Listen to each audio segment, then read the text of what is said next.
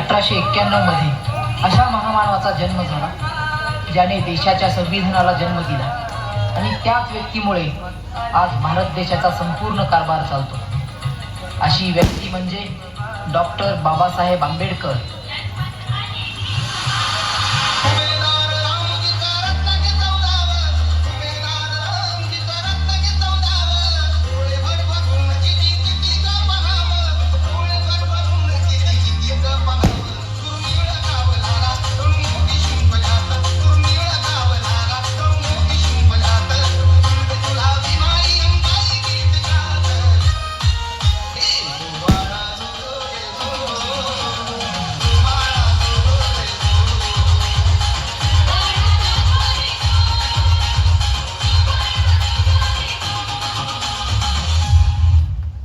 खालच्या जातीचा म्हणजे तो गुलाम आणि तो वरच्या जातीचा म्हणजे तो मालक।